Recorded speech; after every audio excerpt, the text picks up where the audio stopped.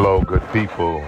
This is the Zig Man again on Anchor by Spotify. And you can find us on Spreaker.com as well, Amazon Music, Patreon, Apple Music, and many other host sites. We're going to talk about something today that is,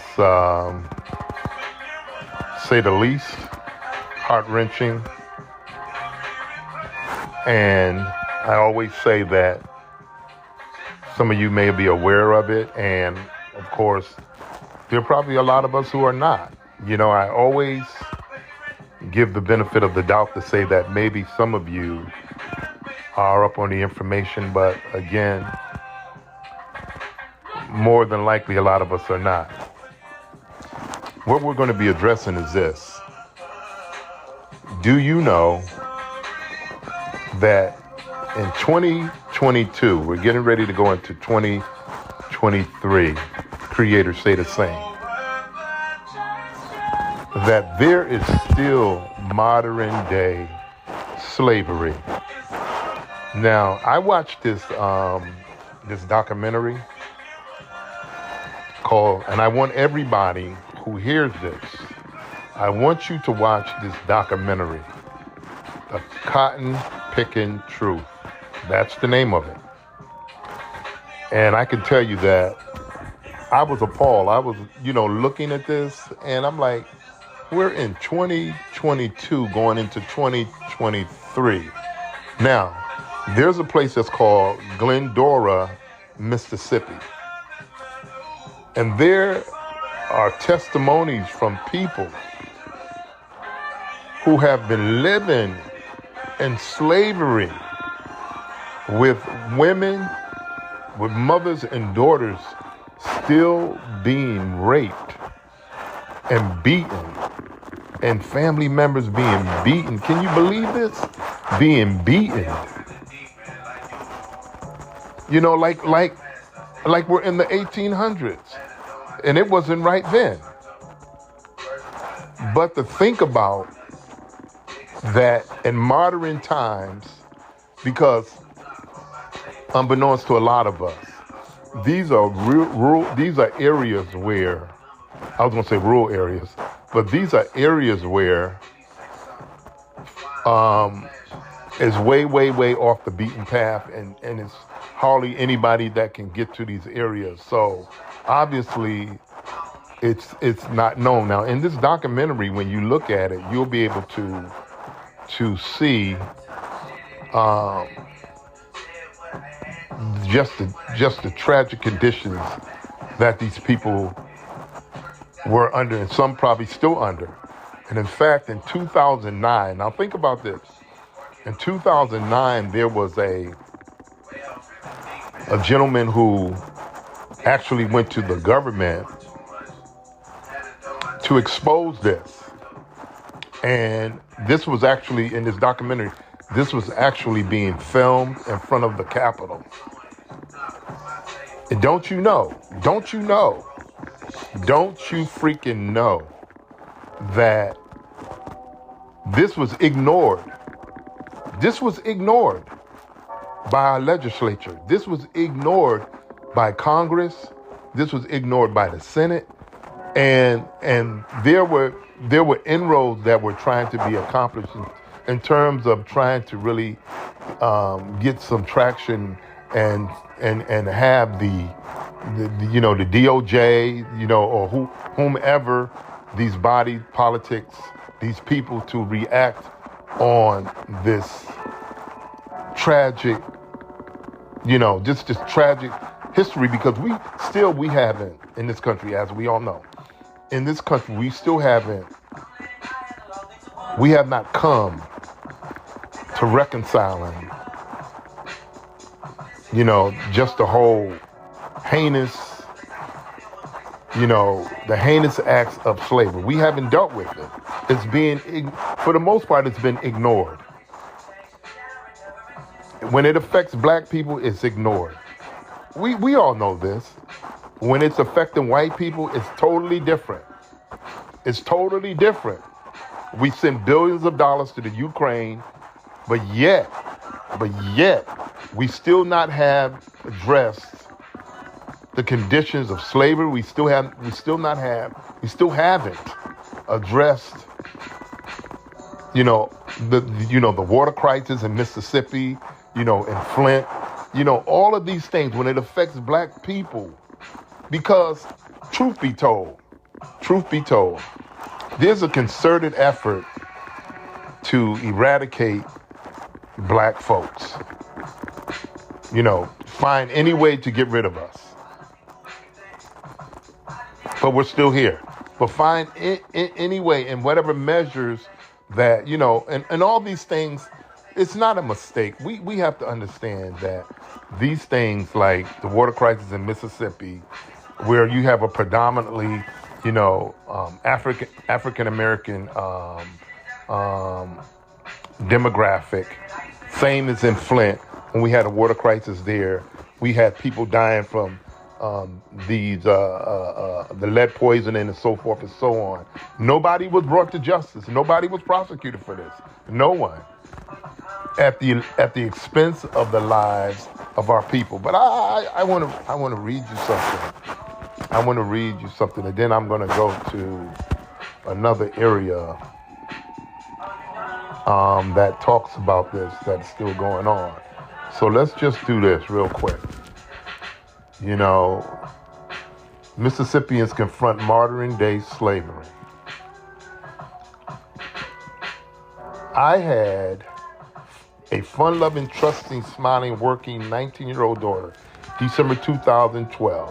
One of the worst things that could have happened to me happened, says Salika Corley. Her daughter, Breonna Ellis, was drugged and abducted December 31st, 2012, after meeting friends at a hotel in Jackson, Corley says. Corley, who now serves as a crisis prevention specialist for the Hinds County Sheriff's Department, believes that Breonna was the victim of human trafficking who are forcing women into modern-day slavery. Okay? Recently, law enforcement agencies and other institutions have become more aggressive in raising awareness of modern-day slavery. Considered any situation when people are forced to work against their will for the profit of others, such as sex trafficking and child labor. This fall, what's that? It says, Tougaloo College created an institute for the study of modern-day slavery, the first historically black college in the nation to do so. In early 2013, Corley was uncertain about what had happened to her daughter. After many attempts to contact her, Corley reported Breonna missing to the Jackson Police Department. After receiving an alarming text message from Breonna begging for help, Corley was convinced that her daughter had not simply run away. Using GPS tracking of her cell phone, Jackson police surmised she likely was at a motel in Belle Isle, Florida, near Orlando, according to a police report filed by Belle Isle's Sergeant Greg Grayson.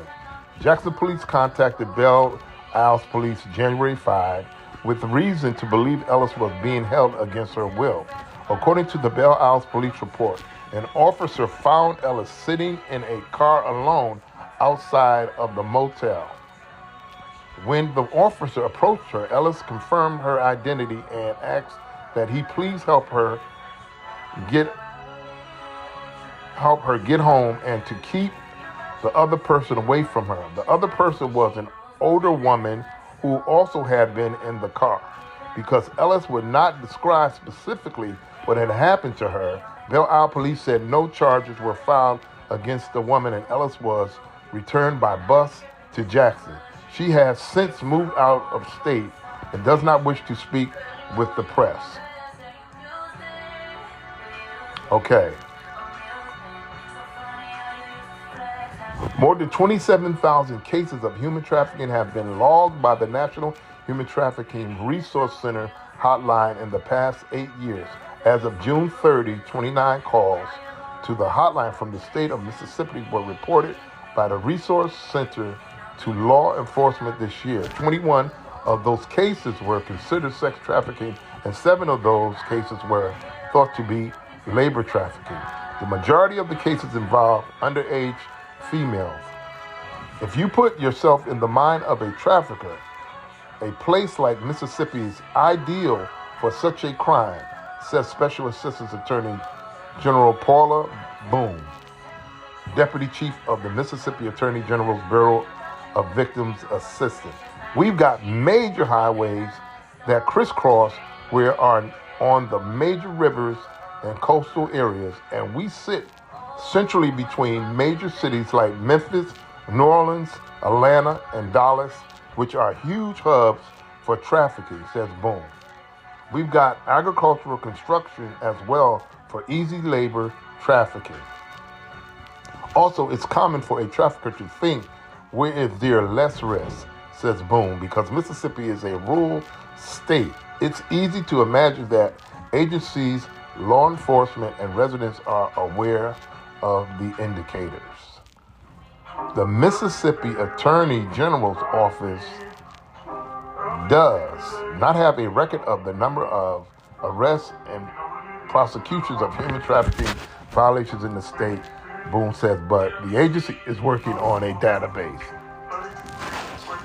Okay, this summer, the Andrew W. Mellon Foundation awarded Toluga College a 3-year, $550,000 grant to raise awareness and develop strategies to better combat modern-day slavery. Stipends from the grant enables an interdisciplinary board of 12 faculty members to expand course content, research, and action plans for students.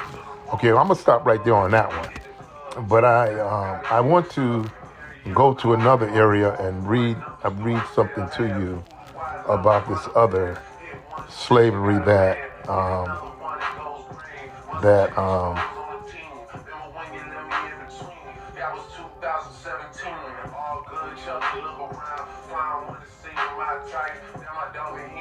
yeah.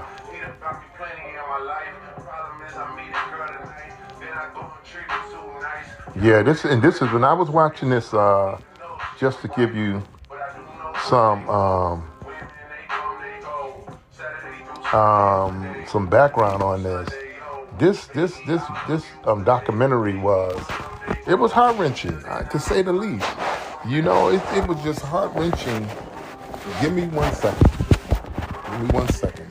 Hold for me. Let me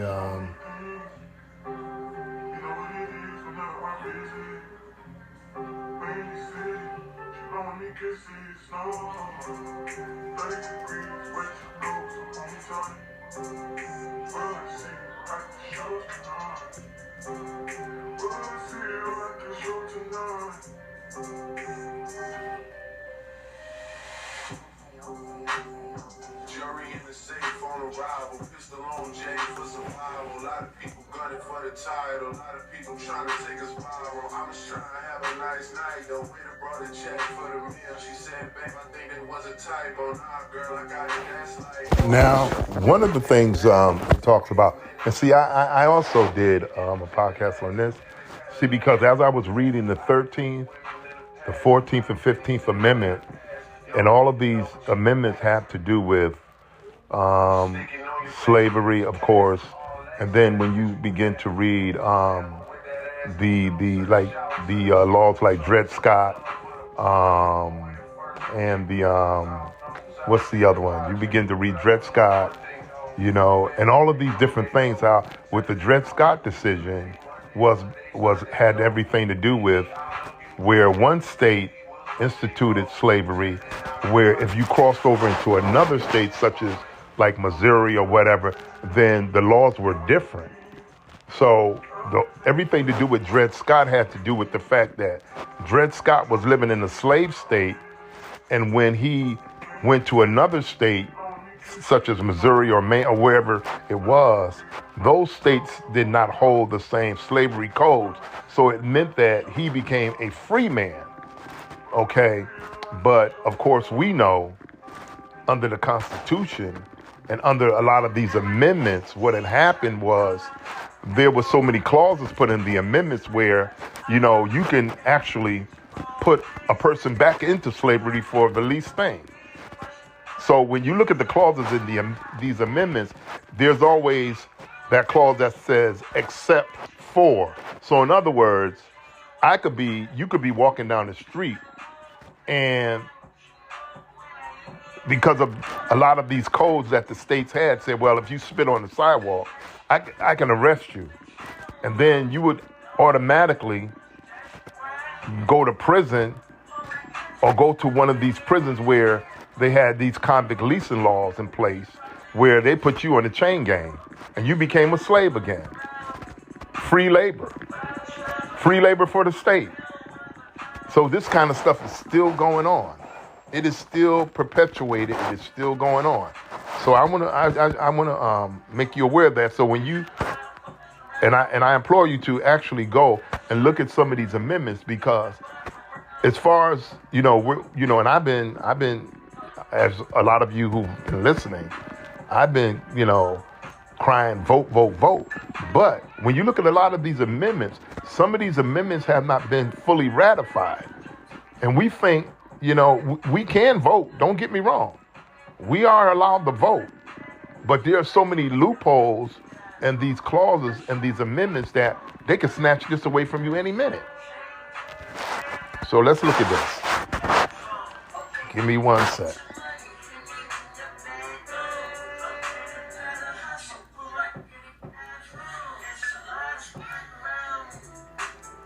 So for instance, it says, just like I was talking about the 13th Amendment, and it says that Mississippi was the last state to abolish slavery. So what's that tell you? They didn't want to let go of it. They didn't want to let go of it because they were making too much money. And the only thing that allowed them to release, and it's still going on. So how much good did it really do? Was the Civil War. Because, of course, we got the North and the South and, in the industrialized, era where, we were beginning to create manufacturing. So there was really no need for slaves. But, of course, when you look at that as well, you had more Africans who were well skilled. And it was all a game because you had more Africans that were skilled. And mind you, during slavery, you had these slave catchers, a lot of whom were white, who could not read, who could not write. They were illiterate them damn selves, but because they were white, they were given jobs to watch and to monitor black folks. You see what I'm saying? Because even a lot of them were indentured slaves. Okay, so we're gonna let's look at this. Let's look at this, and we're gonna be coming back. We're gonna be coming back and revisiting this because it is absolutely worth, staying abreast of, because this is happening right under our noses, and a lot of us are not aware of it, and certainly it begs to stay on top of what's going on. I mean, really, because when we think about it, come on. I mean, we talking about our people still being in slavery, y'all. I mean, really? After all of this shit we've been going through and still going through, this is just ridiculous. And I was looking at this thing, and I'm telling you, it was just like, I'm like, are you kidding me? And the lady, let me tell you what the lady was saying. And when you watch this documentary, it's gonna break your heart. The lady was saying our food was, if we would catch a worm, they weren't sleeping in the house. They put them it wasn't even like a barn. They were sleeping on a dirt floor. They said the only thing they had to cover themselves up with was with hay, like animals. And they said if they would catch a worm, they would break the worm apart and they would give each one a piece to eat. We're talking about modern day. We're not talking about the 1800s. We're not even talking about the early 1900s. We're talking about the late 19th century. Can you believe that?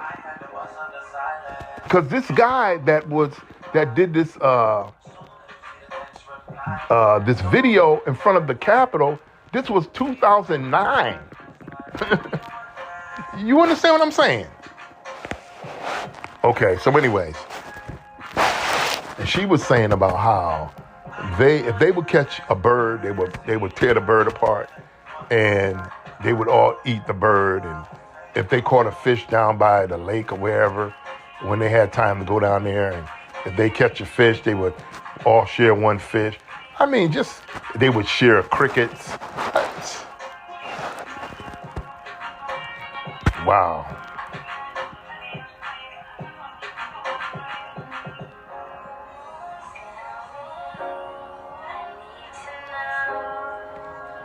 This is just crazy. Let me, we got maybe 10 minutes left. I want to, okay. I want to do this real quick.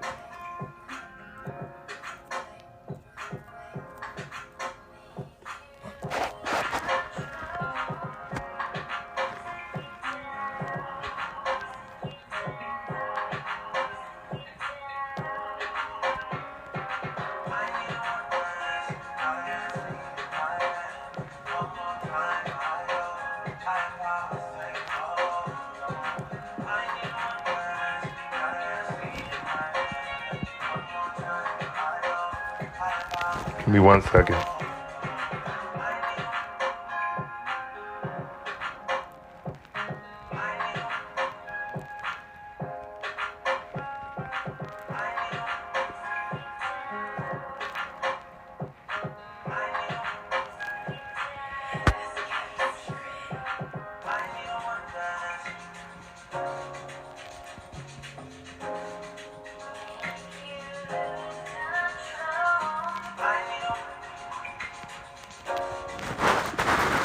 Oh boy. Just 1 second, y'all.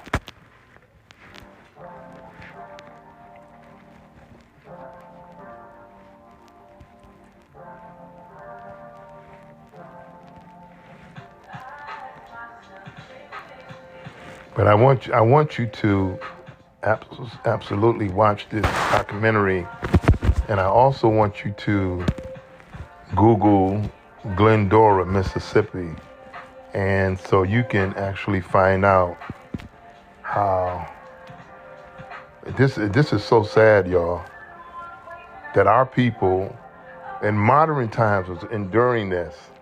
We're not talking about the 1800s.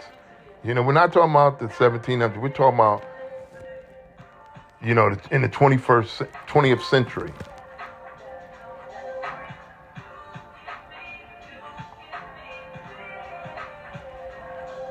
Okay, here we go. This is what I want.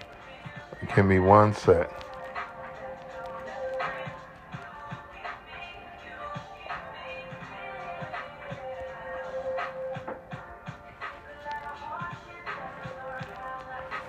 One second.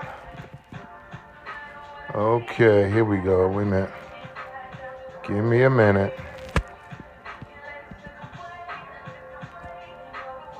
Here we go. Okay, the cotton picking truth. So this is the documentary that I want you guys to watch.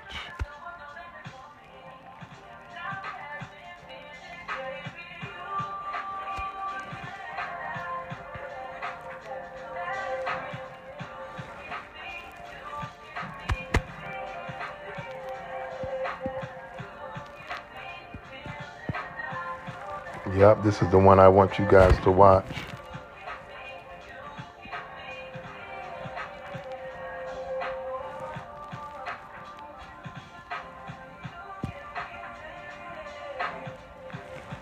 This lady's name was May Louise Miller.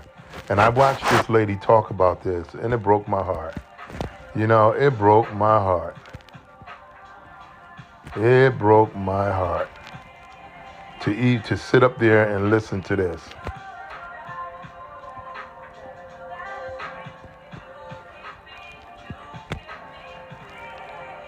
Okay, so what I'm gonna do, because we only have 5 minutes left, I'm gonna come back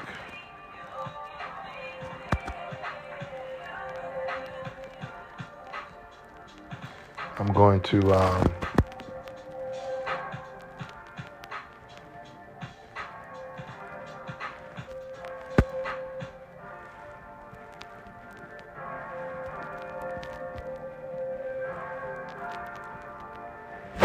yeah, this is just it's unreal.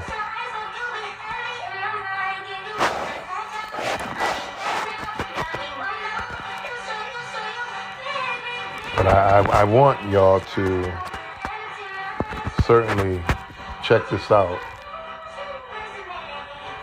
And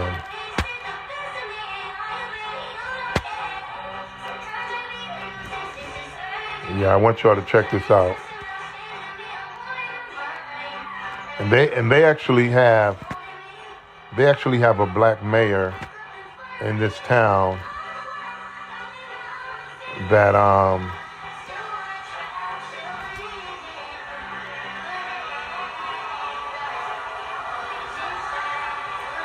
yeah, they actually have a black mayor in this town, and he talked about it, and how he started actually naming the slave plantation owners, who some of them actually, obviously, they passed things down to their children and so forth. And he started naming them, and how that some of them are still around today, So forgive me for not. I'm gonna come back.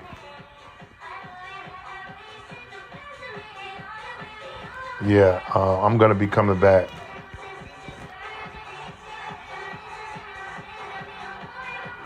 And I'm gonna be going over some more of this. Okay?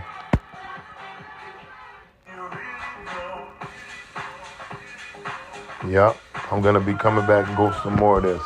But I certainly want you to watch the documentary, because, as I said, these areas are off the beaten path, and so it's really hard. A lot of people don't really know about it, and so it's away from everything. So you can actually have people doing free labor, and nobody will never know about it, because it's so far away from regular civilization that people don't have a clue as what's going on. And you got people on these plantations still working to this day for free, being beaten. This woman talked about, again, how her mom was raped and how she was raped as a 5-year-old. Can you believe that? Can you believe that? 5 fucking years old. Excuse my language. A child being raped by a grown white man. A child, y'all. So anyway, I'm going to come back. And we're going to be talking about this again. And give me a few moments. I'm going to gather some more information, and I'll be back in a few. Okay? Stay tuned. Thanks so much.